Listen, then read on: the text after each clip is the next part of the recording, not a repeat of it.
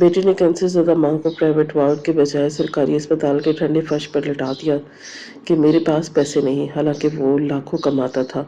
रात को एक निकाब पोश आदमी आया और माँ का महंगा तरीन इलाज करवा कर चला गया। सुबह जब बेटा शर्मिंदा और हैरत से काउंटर पर गया तो नर्स ने बताया कि ये बिल उस शख्स ने अदा किया है जिसे आपने कल अपनी मैं आईने के सामने खड़ा अपनी आंखों को देख रहा था जो लाल सुर्ख हो रही थी। रात भर मैं एक ऐसे शख्स को लेकर रोता रहा था जिसने मुझे रद्द कर दिया, जिसने मेरी जिंदगी को तबाह कर दिया। आज मैं एक ऐसे मोड़ पर खड़ा था जहां मेरे पास सब कुछ था, लेकिन वो सुकून नहीं था जो इंसान अपने खानदान से चाहता है। मेरी नज़र मेरे गले पर गई जहां वो निशान मौजूद था जो आज भी मुझे माजी की दर्दनाक वाक़ये की याद दिलाता। मेरे रोंगटे खड़े करने के लिए काफ़ी था। अभी मैं अपने ख़यालों में ही गुम था जब कमरे का दरवाज़ा बजा था और मेरा मुलाजिम अंदर दाखिल हुआ। अभी मैं कुछ कहता जब वो सर झुकाकर बोला, सर एक बहुत बुरी खबर है, आपकी माँ के हवाले से मिली, बल्कि एक वीडियो आई, अगर आप इजाज़त दें मैं आपके सामने पेश करूं। मैं चाहता था इस मुलाजिम को मना कर दूं, इसको बोलो जाओ यहाँ से, मुझे किसी से कोई बात नहीं करनी, खासकर इस हवाले से बिल्कुल नहीं। लेकिन मेरे लबों से कुछ और ही अदा हुआ। लाओ दिखाओ, सब खैरियत है? छोटा ठीक है ना? वो बोला, आपके भाई ने सब बर्बाद कर दिया, आप वीडियो देखें। इसने मेरे सामने वीडियो चलाई जिसे जैसे क्लिप आगे बढ़ती गई मुझे अपनी नज़रों पर यकीन नहीं आ रहा था। मेरी माँ एक सरकारी अस्पताल के ठंडे फर्श पर बेयारों मददगार पड़ी हुई थी, कोई देखने वाला नहीं, कोई मदद करने वाला नहीं। मैं बेइख्तियार अपने मुलाजिम को देखते हुए बोला, छोटा कहाँ पर है वो? माँ के पास क्यों नहीं है? जितने हक से वो उनको संभाल रहा था, अपने पास रख रहा था, कहाँ है वो? मेरा दिल जोर जोर से धड़कने लगा। वो बोला, साहब आपके भाई ने ही इन्हें इस तरह जमीन पर लेटाया है और इनका कहना है इनके पास फालतू पैसे नहीं है इन पर खर्च करने के लिए। ये मरती हैं तो मर जाए, आप जानते हैं ये कैंसर का शिकार है और इलाज पर बहुत खर्चा आ रहा है। जबकि मैं बेइख्तियार बोला, वो लाखों में पैसे कमा रहा है, इसकी जॉब बहुत अच्छी है। तो मजाक कर रहे हो तुम या फिर ये कोई झूठी वीडियो है? वो सर नफ़ी में हिलाकर बोला, हमारी इतनी मजाल नहीं है कि आपके सामने झूठी वीडियो चलाएं। आप बताएं क्या करना है? मैडम की मदद करनी है या फिर ऐसे ही छोड़ दें? चंद लम्हे के लिए मैं खामोश हो गया। मुझे वो लफ्ज़ याद आ गए जो उन्होंने मेरी ज़ात को देखकर बोले थे, तुम एक जानी हो, तुम जैसे को मैं अपना बेटा कहूँ, इससे बेहतर है मैं मरना पसंद करूँ। तुम्हारी ऐसी शक्ल नहीं है कि तुम्हें अपनी औलाद बोलूँ।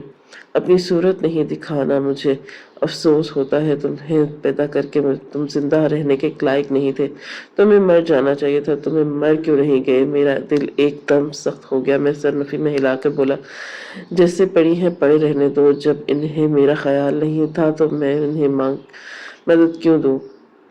उनसे गिड़गिड़ाकर अपील कर रहा था कि मेरी मदद करें, मैं बेकसूर हूँ। अम्मी आप मेरी गवाही दें, जब उन्होंने मेरी परवाह नहीं की मैं क्यों उनकी परवाह करूँ?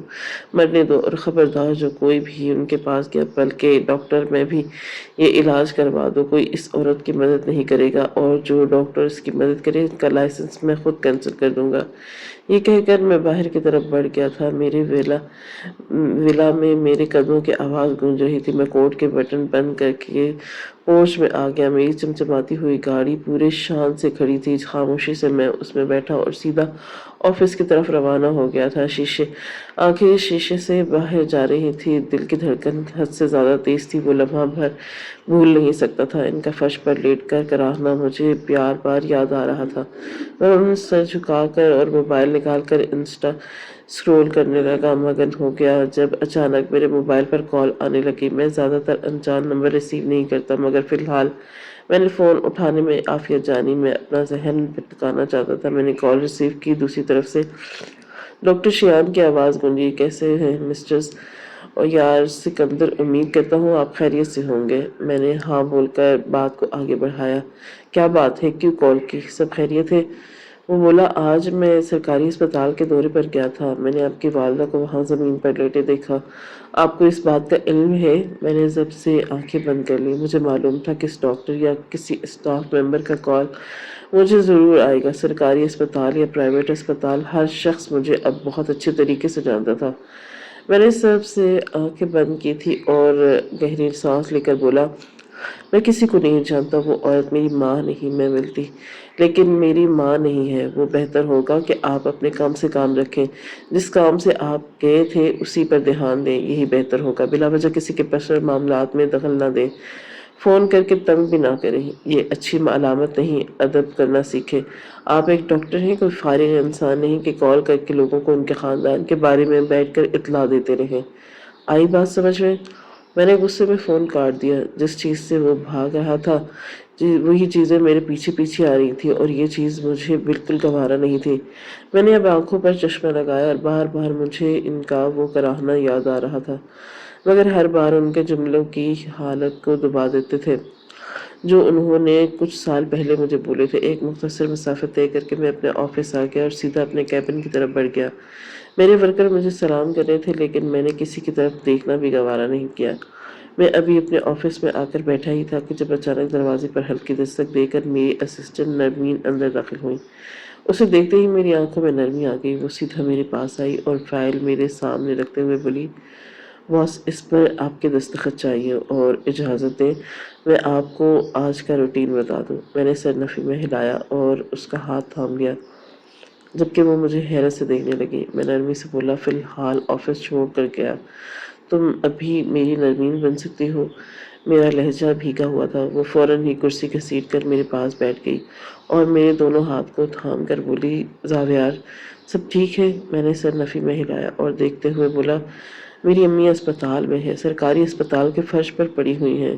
انہیں کینسر ہے، لیکن چھوٹا بھائی انہیں چھوڑ کر چلا گیا کیونکہ علاج بہت خرچے والا ہے۔ تم میری پوری زندگی سے واقف ہو کیا؟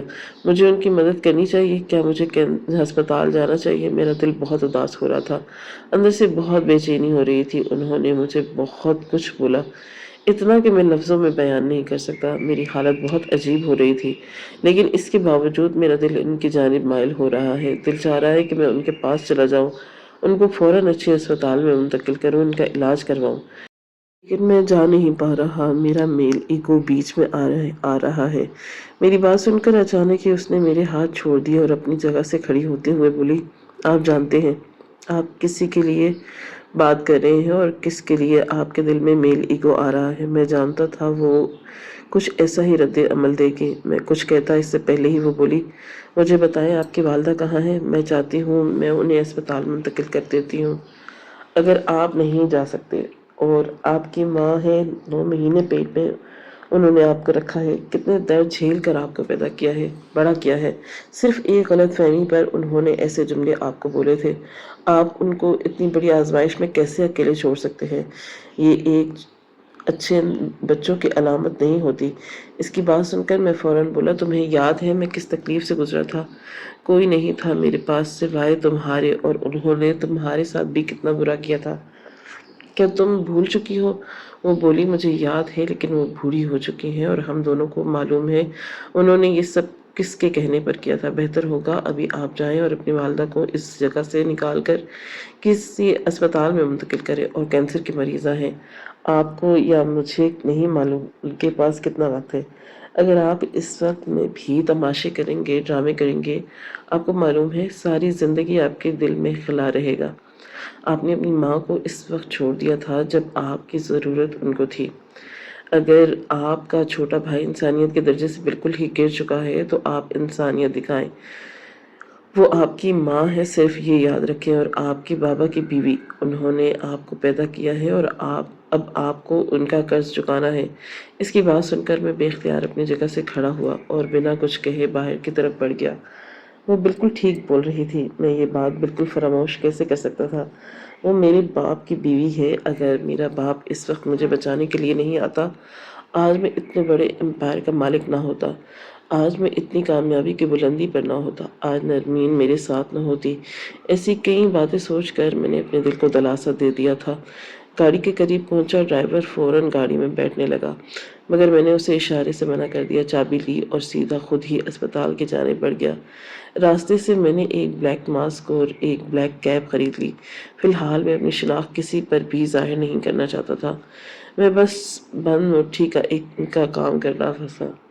ایک مختصر مسافت طے کر کے میں اسپتال پہنچ گیا۔ گاڑی میں نے پارکنگ میں پارک کی تھی اور بھاگتا ہوا اندر داخل ہوا۔ سامنے ہی فرش پر وہ بھی بہت ابتر حالت میں پڑی تھی۔ میں نے فوراً ان کے طرف اپنے قدم بڑھائے اور میں پاس پہنچا۔ دو اسٹاف ممبر میرے قریب آئے اور میرے آگے ہاتھ کرتے ہوئے بولے، اس پیشنٹ کے قریب جانے کی کسی کو اجازت نہیں، آپ نہیں جا سکتے۔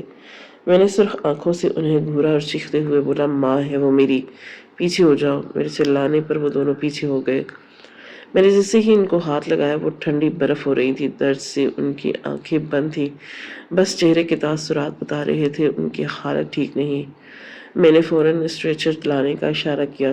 جیسے ہی اسٹریچر میرے قریب آیا، ایک اسٹاف ممبر فوراً بھاگتا ہوا میرے پاس آیا اور مجھے دیکھتے ہوئے بولا، آپ کو انہیں لے جانا ہے، آپ انہیں لے جا سکتے ہیں، لیکن کچھ اصول ہیں، اس کی پاسداری آپ کو کرنی ہوگی۔ ان کا کچھ بل ہے، وہ آپ کو بھرنا ہوگا، کچھ کاغذاتی کارروائی اور کرنی ہوگی۔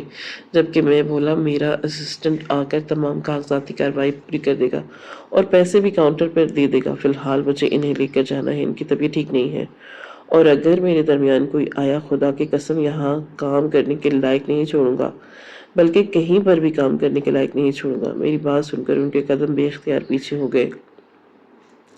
شاید میری آواز سے وہ مجھے پہچان چکے تھے۔ میں نے فوراً انہیں اسٹریچر پر منتقل کیا اور انہیں فوراً باہر لے آیا۔ میں نے ایمبولینس میں انہیں شفٹ کیا اور پرائیویٹ ہاسپٹل کی طرف روانہ ہو گیا۔ آنکھوں میں آنسو آ رہے تھے، دل بہت پریشان تھا۔ گاڑی میں نے اپنی وہیں چھوڑ دی۔ ان کا ہاتھ تھامے میں بس ان کی شکل دیکھ رہا تھا۔ ان کے لب ہلکی ہلکی جنبش میں تھے۔ میں نے اپنے کان کو ان کے نزدیک کیا تاکہ ان کی آواز سن سکوں، اور جب ان کے لبوں سے اپنا نام سنا میں دنگ رہ گیا۔ وہ زاویار پکار رہی تھی۔ بے شک ماں تکلیف میں اپنی اولاد کو ہی پکارتی ہیں۔ میری آنکھوں سے آنسو بہہ گئے۔ میں نے آنسو صاف کیے اور سیدھے ہو کر بیٹھ گیا۔ لبوں سے بے اختیاری ایک جملہ ادا ہوا، اے رب کعبہ، اے میرے مالک، اے شہنشاہوں کے شہنشاہ، اے پاک پروردگار، اے بادشاہوں کے بادشاہ، اے خاتم النبیین، مالک، اے میرے مالک، میری ماں کو صحت دے، ان کو کہیں نہ ہو، کچھ بھی نہ ہو۔ میں جانتا ہوں انہوں نے غلط لوگوں کو یہ باتوں میں آ کر بہت سے غلط فیصلے کیے، لیکن مجھے حوصلہ دے، میں ان کو اس حال میں نہیں دیکھ پا رہا۔ یا رب، میری ماں کو صحت دے، انہیں اس حال میں واپس لا جیسے میں وہ تھی، ان کے دل کو سکون دے۔ ایک مختصر مسافت طے کر کے ہم پرائیویٹ اسپتال پہنچ گئے۔ وہاں میرے بہت اچھے تعلقات تھے۔ ہاتھوں ہاتھ میری ماں کو ایمرجنسی میں شامل کر لیا گیا۔ میں ایک طرف بیٹھ گیا اور دل سے ان کے لیے دعائیں مانگ رہا تھا۔ آنکھیں بند تھی، دل بے قابو تھا۔ میں کب ماضی کے اس وقت میں کھو گیا جس کے بارے میں سوچتے ہوئے بھی میرے رونگٹے کھڑے ہو جاتے ہیں۔ میرا حال بے حال ہو جاتا ہے۔ 2 سال پہلے زندگی کا ایک کفار تھا جس کی بارے میں بات کرتے ہوئے میرے ہونٹ لرز جاتے ہیں۔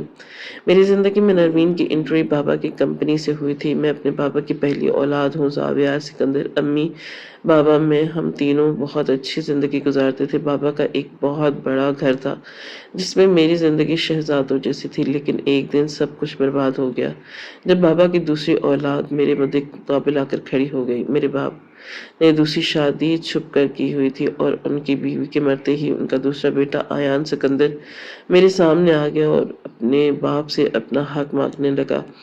بابا نے ان کو فی الحال خاموش رہنے کا بولا، لیکن وہ بدتمیزی پر اتر آیا۔ حیرانگی کی بات یہ کہ میری ماں اس لڑکے کے ساتھ کھڑی ہو گئی کہ جب اس کا حق ہے تو آپ اس کو دیں، آپ کوئی نہیں ہوتے اس کا حق اس سے چھیننے والے۔ اگر آپ کو اپنی دولت اور اپنے بڑے بیٹے سے اتنی محبت تھی تو آپ نے چھپ کر شادی ہی کیوں کی؟ آپ نے کسی اور عورت کی زندگی کیوں برباد کی؟ اور جب آپ کی اولاد آپ کے سامنے آئی ہے تو اس کا حق بنتا ہے آپ اس کو اس کا حق دیں۔ بابا سمیت میں بھی حیران تھا۔ امی کو چاہیے تھا امی اس لڑکے کے خلاف ہو جاتی، بابا کے خلاف ہو جاتی، یہ اس سے جھگڑا کرتی، لیکن اس کی طرف دھاری نہ کرتی۔ ہم دونوں باپ بیٹے حیران ہو گئے۔ بابا نے ہم دونوں بھائیوں کو آدھی آدھی جائیداد تقسیم کر دی، لیکن کہتے ہیں نا کہ جب غیر ذمہ دار انسان کے ہاتھ میں دولت آ جائے وہ قدر نہیں کرتا۔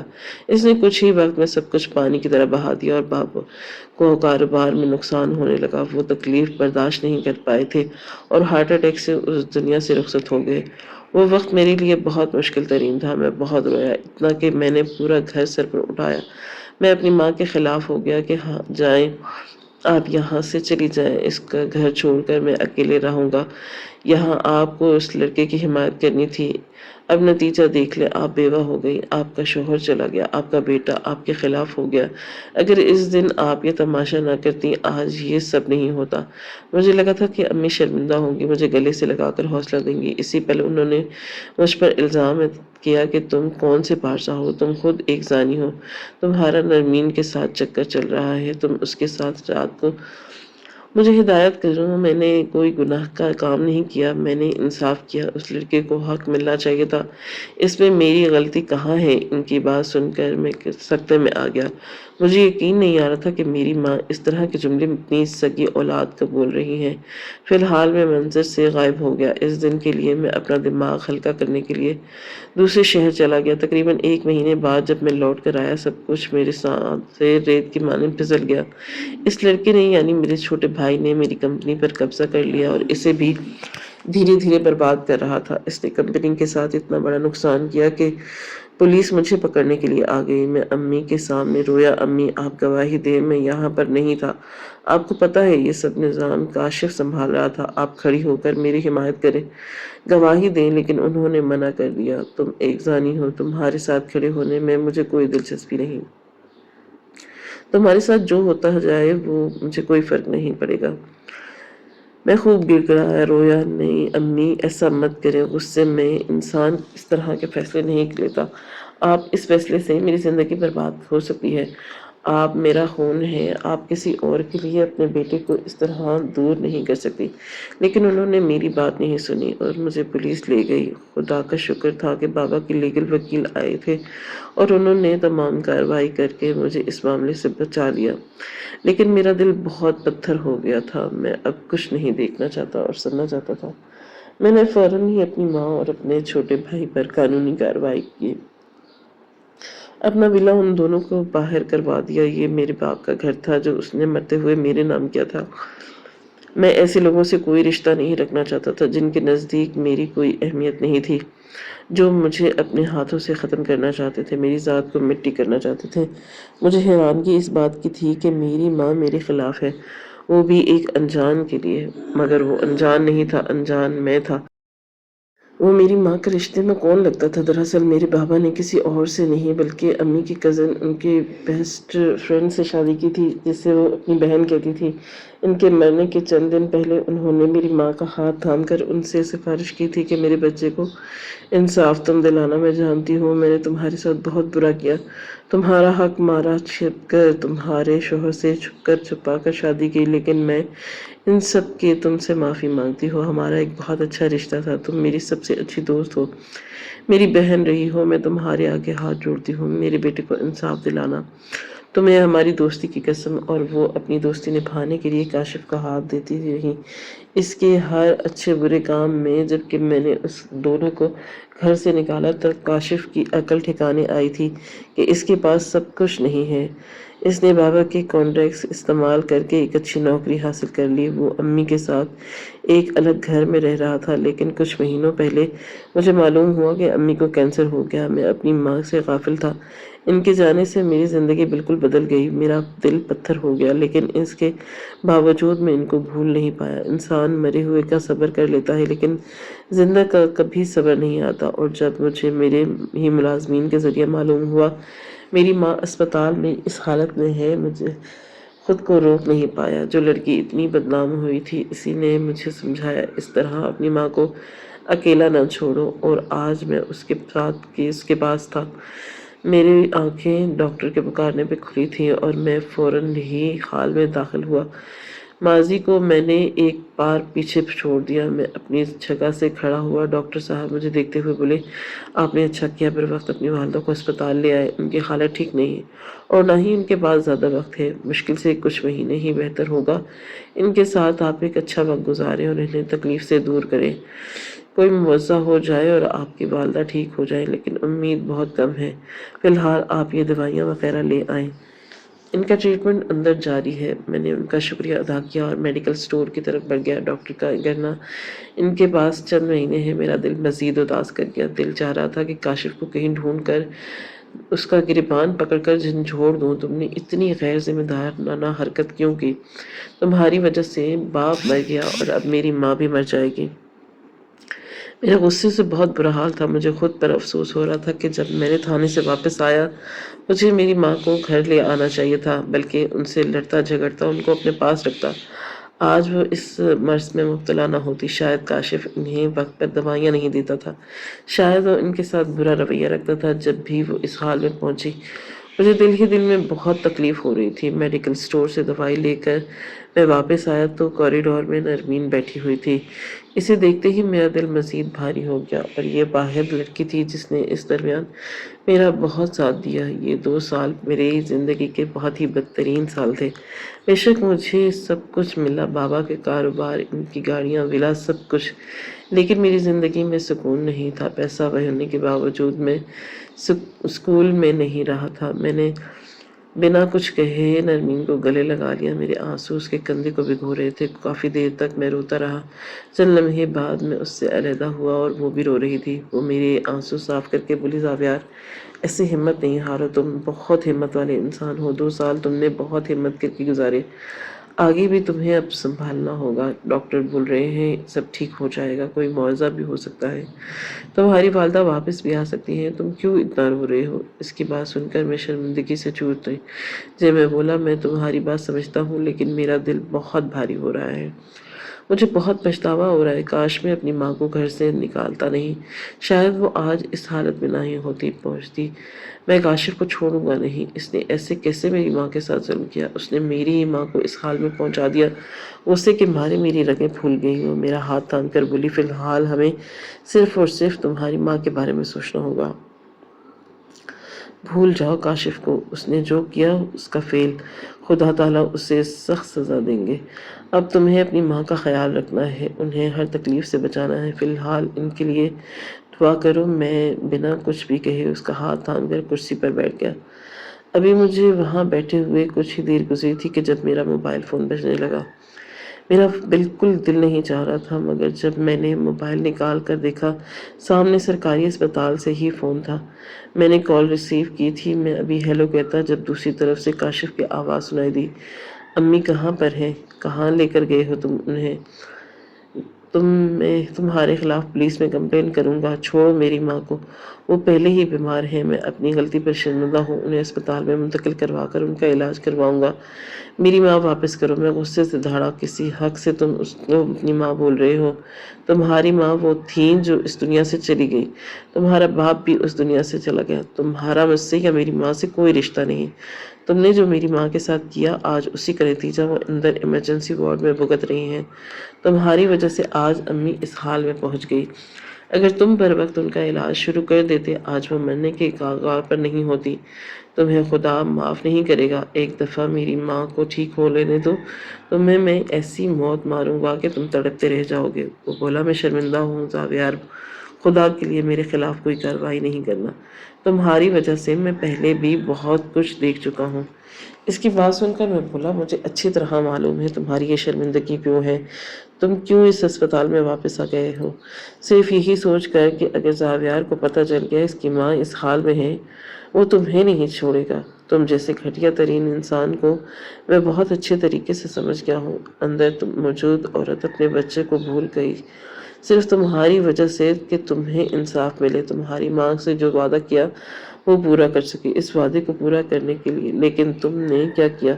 اسی عورت کو تکلیف پہنچائی، تمہارے ساتھ کھڑی رہی، تمہارے ساتھ میں وہ کروں گا جس کی تم تصور بھی نہیں کر سکتے۔ بس اب تم دعا کرو کہ تمہاری بخشش ہو جائے، ورنہ میرا ارادہ تمہیں ایسی موت مارنے کا ہے کہ تم نے سوچا بھی نہیں ہوگا۔ یہ کہتے ہی میرے غصے میں فون بند کر دیا، اپنا سر تھام لیا۔ میری حالت دیکھ کر نرمین میرے ہاتھ تھام کر بولی، تم چھوڑ دو اس کو، تم صرف اور صرف آنٹی کے بارے میں سوچو، وہ بس ٹھیک ہو جائے، ہمیں کچھ نہیں چاہیے۔ میں نفی میں سر ہلا کر بولا، اس کا بندوبست تو میں ایسا کروں گا نرمین، تمہاری سوچ ہے، اور تمہارا بہت شکریہ کہ تم نے مجھے احساس دلایا، مجھے اسپتال جانا چاہیے، میں تمہارا ہمیشہ شکر گزار رہوں گا۔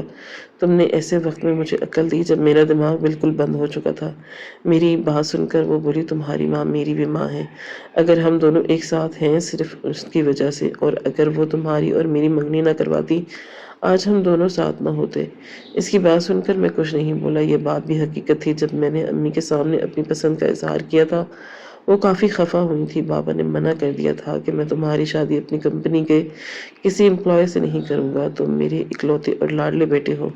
تمہاری شادی میں اپنی پسند سے کسی بزنس مین کی بیٹی سے کروں گا۔ لیکن امی میری پسند بھانپ چکی تھی، اس لیے وہ بابا سے لڑی تھی اور میری منگنی نرمین سے ہو۔ مگر جب منگنی کے بعد میں نرمین کے ساتھ خوش دیکھا اور یہ بات قبول نہیں کر پائی تھی اور پھر نرمین کے ہی خلاف ہو گئی تھی۔ وقت کی رفتار نہ کبھی تھمی تھی اور نہ تھم پائے گی۔ 4 گھنٹے کے بعد مجھے امی سے ملاقات کی اجازت ملی۔ نرمین اپنے گھر واپس چلی گئی کیونکہ رات کافی ہو چکی تھی۔ میں کمرے میں داخل ہوا، سامنے ہی بستر پر وہ کافی نڈھال بیٹھی ہوئی تھی۔ مجھے دیکھتے ہی ان کا سر شرمندگی سے جھک گیا، آنکھوں میں آنسو آ گئے اور ان کے اس حال میں دیکھ کر میری حالت بھی کچھ اچھی نہیں تھی۔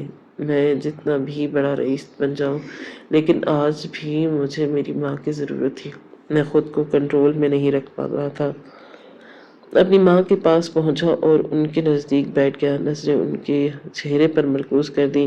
کچھ دیر تک میں ان کا چہرہ دیکھتا رہا اور پھر اچانک ان کا ہاتھ تھام لیا تھا۔ ہاتھ تھامنے کی دیر تھی کہ اپنا دوسرا ہاتھ اپنی آنکھوں پر رکھ کر رونا شروع ہو گئی۔ میں فوراً ان کے نزدیک بیٹھا اور انہیں اپنے سینے سے لگا لیا اور انہیں حوصلہ دیتے ہوئے بولا، بس خاموش ہو جائیں، رونے کی ضرورت نہیں، میں ہوں آپ کا بیٹا، آپ کے ساتھ جو بھی ہوا ہمارے درمیان میں بھول چکا ہوں، آپ بھی بھول جائیں۔ میری بات سن کر وہ نرمی سے بولی، میں بہت شرمندہ ہوں۔ کسی نے بالکل ٹھیک بولا ہے، کبھی بھی اپنی اولاد کو نظر انداز کر کے کسی اور اولاد کو اپنا نہیں سمجھنا۔ تمہارے بابا کے بعد میں نے تمہارے ساتھ بہت ناانصافی کی، میری غلطی ہے۔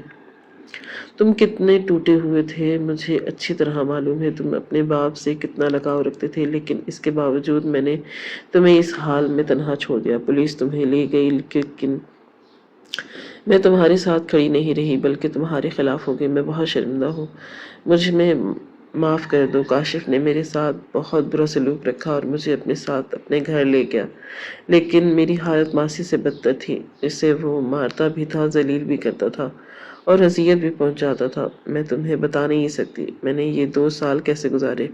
میں ہر روز تمہیں یاد کرتی تھی، روتی تھی، دعائیں مانگتی تھی کہ میں مر جاؤں، میرا بچہ مجھے دیکھنے آ جائے، مجھے کچھ ہو جائے، میرا زاویار میرے پاس لوٹ آئے، لیکن میری دعائیں قبول ہی نہیں ہوتی تھی۔ اب جب میں تھک چکی تھی تب اس رب نے مجھے کینسر جیسے مرض میں مبتلا کر دیا۔ شاید میری دعا قبول ہو گئی، مجھے کینسر ہوا اور تم آ گئے۔ تم کہاں تھے؟ کیا تمہیں خیال نہیں آتا تھا کہ تمہاری ماں کس درد سے گزر رہی ہے؟ تمہیں ذرا بھی میری یاد نہیں آئی تھی؟ کاش تم مجھے یاد کر لیتے، کاش تم مجھے ڈھونڈتے واپس آ جاتے، تمہیں پتہ چلتا میں کس اذیت سے گزری۔ میں تمہیں ایک چیز دکھاؤں گی۔ یہ کہتے ہی انہوں نے اپنی آستین اوپر کی اور جب میری نظر ان کے جلد پر گئی جیسے کسی نے میرا کلیجہ نوچ لیا، قدموں تلے زمین نکل گئی، آسمان سر پر آن گرا۔ میری ماں کا ہاتھ جلا ہوا تھا اور وہ واضح محسوس ہو رہا تھا ان کا ہاتھ جلایا گیا ہے۔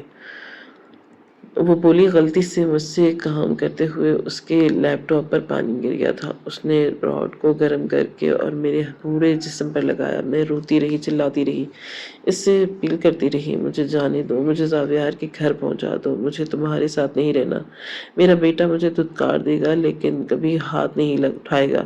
مگر اس نے میری ایک نہیں سنی۔ آخر وہ مجھے تمہارے پاس کیوں بھیجتا؟ اسے معلوم تھا اگر وہ بھیج دے گا تو تم اسے نہیں بخشو گے، اس کو تم اذیت دو گے، اس کے پاس ایک ماسی چلی جائے گی، اسی لیے وہ مجھے اپنے پاس رکھ کر روز تکلیف پہنچاتا تھا۔ تمہیں پتہ ہے جب مجھ سے کھانے میں نمک تیز ہو جاتا وہ مجھے ڈنڈے سے مارتا، میرے بالوں کو کھینچتا۔ میرے بال کینسر کی وجہ سے نہیں جھڑے، اس کے کھینچنے کی وجہ سے جھڑے۔ کئی دفعہ اس نے میرے بالوں کو کاٹا بھی، دیکھو میرے بالوں کو لینتھ آگے پیچھے ہے، اور جب میں نے واقعی ہی ان کے بالوں کی جانب دیکھا میری سانسیں تھم گئیں، آنکھوں سے آنسو بہہ رہے تھے جیسے کوئی دریا بہہ گیا ہو۔ میں نے بنا کچھ بھی کہے انہیں گلے لگا لیا اور ان کے ہونٹوں پر اپنی انگلی رکھ دی۔ بولا، خدا کے لیے میاں اس سے باتیں نہیں کرے، میرا دل پھٹ رہا ہے، میں آپ کے یہ ایسے لفظ نہیں سن سکتا۔ آپ مجھے صرف ایک میسج پہنچا دیتی کہ یہ شخص آپ کے ساتھ یہ سب کر رہا ہے تو میں کبھی آپ کو اکیلا نہیں چھوڑتا۔ آپ نے جب میرے خلاف بیان دیا میں آپ سے نفرت کرنے لگا۔ وہ نفرت نہیں تھی، وقتی ناراضگی تھی۔ مجھے اب سمجھ آیا بچے کبھی بھی اپنی ماں سے خفا نہیں ہو سکتے۔ آپ پلیز مجھے معاف کر دیں، میں وعدہ کرتا ہوں اس کو ایسی سزا دوں گا کہ اس کی 4 نسلیں یاد رکھیں گی۔ اس نے کس کی ماں کے ساتھ ایسا سلوک کیا؟ میری بات سن کر وہ بولی دفع کرو، میں کسی کو سزا نہیں دینا چاہتی، میں نے سب کو معاف کر دیا۔ مجھے یہ بتاؤ نرمین کیسی ہے؟ تمہاری منگنی اس کے ساتھ اب بھی ہے یا منگنی ٹوٹ گئی؟ ان کی بات سن کر میں کچھ دیر خاموش رہا اور پھر سر جھکا کر بولا ابھی بھی منگنی ہے اور میری اسسٹنٹ ہے۔ آپ کو پتہ ہے میں آپ کے پاس نہیں آ رہا تھا، میرا دل پتھر ہو چکا تھا، دل چاہتا تھا لیکن دماغ نفی کرتا تھا۔ آپ نے میرے ساتھ بہت برا کیا تھا، آپ کی مدد کیوں کروں؟ لیکن نرمین نے ہی مجھے سمجھایا کہ ماں کے ساتھ ایسا نہیں کرو، ماں کچھ بھی کرے ہمارا فرض ہے اور ہمیں نبھانا ہے۔ اس نے بھی مجھے احساس دلایا۔ میری بات سن کر وہ ہلکا مسکرائی اور مجھے دیکھتے ہوئے بولی تمہیں معلوم ہے تمہاری شادی نرمین سے ہو اس کے لیے میں تمہارے باپ سے بہت لڑی تھی، صرف یہی سوچ کر کہ نرمین بہت اچھے دل کی مالک ہے اور آج دیکھو میرے فیصلے نے میرا بیٹا مجھے لوٹا دیا، تم میرے سامنے اس سے شادی کر سکتے ہو۔ میں بے اختیار بولا کیا مطلب؟ میں آپ کی بات نہیں سمجھا۔ بولی منگنی کو 2 سال ہو چکے ہیں، تمہیں چاہیے اب تم اس سے شادی کر لو۔ ڈاکٹر نے بول دیا ہے میرے پاس کچھ مہینے ہیں، کسی بھی وقت مجھے کچھ بھی ہو سکتا ہے، بہتر ہے تمہاری شادی ہو جائے، میں مطمئن ہوں گی میرے بعد تمہیں سنبھالنے والا کوئی ہو چکا ہے۔ ان کی بات سن کر مجھے ایک بار پھر شدت سے رونا آیا۔ وقت کی رفتار نہ کبھی تھمی اور نہ تھم پائی۔ 1.5 ہفتہ امی کو اسپتال میں منتقل رکھا۔ اس درمیان میں نے کاشف پر قانونی کارروائی کی اور اسے اندر کروا دیا۔ اس کی جاب چلی گئی، جس گھر میں وہ رہ رہا تھا وہ گھر واپس مکان مالک نے ضبط کر لیا۔ اس کا سامان میرے ہی سرونٹ کوارٹر میں پڑا سڑ رہا تھا۔ امی کی خدمت کے لیے میں نے 2 ملازمہ رکھ دی جو ہر وقت ان کے ساتھ رہتی اور ان کا خیال رکھتی تھی۔ امی کی خواہش کے مطابق میں نے نرمین سے شادی کی خواہش ظاہر کی۔ پہلے اس نے منع کر دیا کہ مجھے اپنا کیریئر سنوارنا ہے، میرے گھر والوں کو ابھی میری ضرورت ہے، لیکن میری ماں کی خواہش اور ان کی حالت دیکھ کر اس نے ہاں کر دی۔ میں نے اسے مطمئن بھی کیا تھا کہ تمہیں ٹینشن لینے کی ضرورت نہیں، شادی کے بعد اگر تمہیں اپنے کیریئر کی فکر ہے تو تم اسے سنوار لینا، تمہیں کوئی کچھ نہیں کہے گا۔ اگر تم اپنے گھر والوں کو سپورٹ کرنا چاہتی ہو تب بھی تمہیں کوئی منع نہیں کرے گا، بس میری ماں کی خاطر مجھ سے شادی کر لو۔ اور اس نے میری خواہش کا احترام کرتے ہوئے شادی کے لیے ہاں بول دی تھی۔ امی نے بہت چاہ سے میری شادی کی تیاریاں کی تھی۔ اس دوران میں نے ان کے لیے اچھے سے اچھے ڈاکٹر کا انتظام کیا۔ میں اپنی ماں کو نہیں کھونا چاہتا تھا۔ تقریباً 1 ہفتے کی تیاری کے بعد میری شادی دھوم دھام سے نرمین سے ہو گئی۔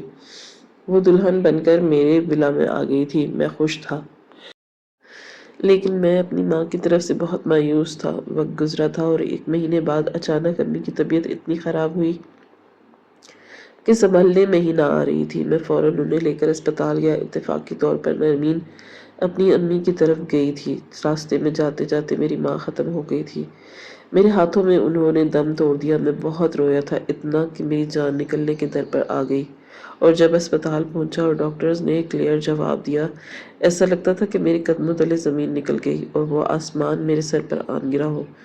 وہ لمحہ میرے لیے موت جیسا تھا۔ ایک اولاد اپنے ماں باپ دونوں کو کھو دے، اس کے لیے ایسا وقت کبھی نہ آئے۔ اس دوران نرمین نے مجھے بہت سنبھالا۔ میرا بس نہیں چلتا تھا کہ کاشف کو ختم کر دوں، مگر پھر میں نے اسے سوچ کر معاف کر دیا کہ اس کا حساب اللہ خود لے گا، میں کیوں اس سے حساب لوں۔ میں نے اپنی رپورٹ واپس لے لی۔ آج میں 2 بچوں کا باپ ہوں، اپنے گھر میں خوش ہوں، لیکن دل کے اندر ایک خلا ہے کہ کاش میں اپنی ماں کو اپنے گھر سے نہیں نکالتا، اپنی زندگی سے دور نہیں کرتا، ناراض رہتا، انہیں اپنے پاس رکھتا۔ شاید آج وہ اللہ میاں کے پاس میں ہے، کاش وہ نہ ہوتی، میرے ساتھ میرے بچوں کے درمیان ہوتی، میری خوشیاں دیکھتی، لیکن انسان جو سوچتا ہے ایسا ہو جائے، ایسا کبھی ممکن نہیں۔ وقت دھیرے دھیرے گزرتا گیا، لیکن آج بھی اس واقعے میں ہی الجھا رہا جہاں میری ماں مجھے چھوڑ کر چلی گئی۔ میں نے اپنی زندگی سے صرف ایک سبق سیکھا ہے، دل چاہے کتنا پتھر ہو جائے، انسان جتنا سخت ہو، لیکن ماں باپ کے خلاف نہیں ہونا چاہیے۔ ماں طوائف کیوں نہ ہو، اسے کسی بھی حال میں نہ چھوڑے۔ اس نے تمہیں پیدا کیا ہے، 9 مہینے پیٹ میں رکھا ہے، اس کی قدر کرو۔ کوئی نہ کوئی حالت ضرور ایسے ہوتے ہیں جو ماں باپ پیچھے ہٹ جاتے ہیں، ورنہ ماں باپ جیسا کوئی نہیں اس دنیا میں۔ ماں باپ کے علاوہ بچوں کا کوئی خیر خواہ نہیں ہوتا، سب دکھاوے کے رشتے ہوتے ہیں۔ ناظرین، آپ کو آج کی کہانی کیسی لگی؟ کامنٹ باکس میں اپنی رائے کا اظہار ضرور کریں۔ خواہش صرف اتنی ہے کہ کچھ الفاظ لکھو جس سے کوئی گمراہی کے راستے پر جاتے جاتے رک جائے، اور نہ بھی رکے تو سوچ میں ضرور پڑ جائے۔ دوستو، امید کرتی ہوں کہ آپ کو یہ کہانی پسند آئی ہوگی۔ کہانی پسند آئی ہو تو ویڈیو کو لائک کریں، کامنٹ کریں اور شیئر کرنا بالکل نہ بھولیں۔ اور ہاں، اگر آپ اس چینل پر نئے ہیں تو ہمارے چینل کو سبسکرائب کریں اور نوٹیفیکیشن کو ضرور دبائیں تاکہ آنے والی کہانی سب سے پہلے آپ کو مل سکے۔ ملتے ہیں کل نئی اور دلچسپ کہانی کے ساتھ۔ اللہ حافظ۔